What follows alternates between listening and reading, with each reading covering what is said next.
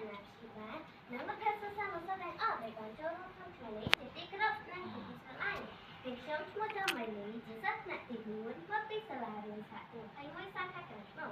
ថ្ងៃនេះនាងខ្ញុំពិតជាមានសេចក្តីសោមនស្សយ៉ាងក្រៃលែងដែលបានឡើងមកធ្វើការបកស្រាយនៅប្រធានបទដ៏មានតម្លៃមួយនោះគឺការបោះចោលសម្រាមមិនត្រឹមត្រូវធ្វើឲ្យប៉ះពាល់ដល់បរិស្ថានលោកគ្រូអ្នកគ្រូនិងមិត្តភក្តិទាំងអស់គ្នាដឹងទេថាតើអ្វីទៅជាបរិស្ថានគឺជាអ្វីគ្រប់យ៉ាងដែលនៅជុំវិញខ្លួនយើងដូចជាទឹកដីខ្យល់អាកាសរុក្ខជាតិនិងសត្វលោកជាដើមបរិស្ថានស្អាតធ្វើឲ្យយើងមានសុខភាពល្អនិងភាពសប្បាយរីករាយប៉ុន្តែជារៀងរាល់ថ្ងៃនេះខ្ញុំតែឃើញមានការបោះចោលសម្រាមពីវិវិកដូចជាថង់ប្លាស្ទិកដបទឹកនិងប្រអប់ជួលនៅតាមដងផ្លូវតាមប្រឡាយទឹកនិងតាមទីសាធារណៈផ្សេងៗការធ្វើបែបនេះមិនត្រូវតែធ្វើឲ្យបាត់បង់សកម្មភាពនិងសម្រាប់ទីក្រុងរបស់យើង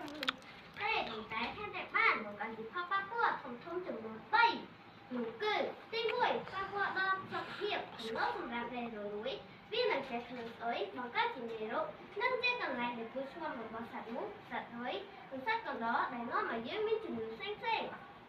ទី2ប៉ះពាល់ដល់ប្រព័ន្ធទឹកនៅពេលមានភ្លៀងធ្លាក់សម្រាប់ទាំងអស់នោះនឹងហូរចូលទៅក្នុងប្រឡាយនិងលូដែលបណ្ដាលឲ្យស្ទះផ្លូវទឹកនិងបង្កើតជាការលិចទឹកនៅពេលមានភ្លៀងធ្លាក់ខ្លាំងទី3ប៉ះពាល់ដល់ភពផែនដីជាពិសេសគឺប្លាស្ទិកវាត្រូវការពេលរាប់រយឆ្នាំទើបរលាយអស់វាធ្វើឲ្យដីខូចគុណភាពនិងសត្វជាច្រើនត្រូវស្លាប់ដោយសារការស៊ីប៉ះចំប្លាស្ទិកទាំងនោះ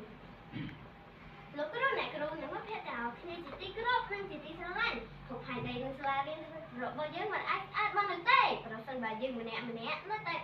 បន្តការបោះចោលសម្រាមពីវិធីការតាមចិត្តចង់នោះ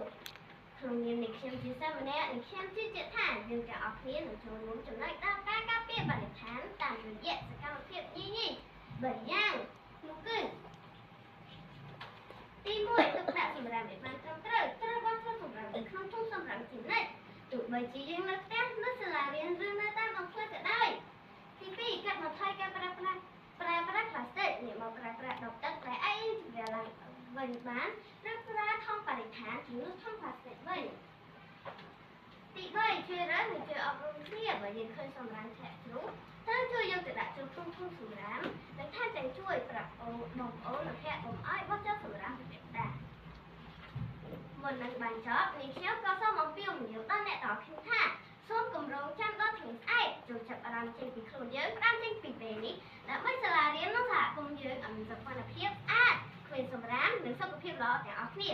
ជាចុងក្រោយនេះខ្ញុំក៏សូមអរគុណដល់គណៈកម្មការលោកគ្រូអ្នកគ្រូមេដាបេដាអាណាព្យាបាលនិងមិត្តភក្តិទាំងអស់គ្នាសម្រាប់ការយកចិត្តទុកដាក់ស្ដាប់នឹងខ្ញុំពីដើមដល់ចប់នេះខ្ញុំក៏សូមជូនពរឲ្យអ្នកទាំងអស់គ្នាមានសុខភាពល្អសុភមង្គលនិងជោគជ័យគ្រប់ភារកិច្ចនេះខ្ញុំចាំម៉ៃលីសូមអរគុណនិងសូមជម្រាបលា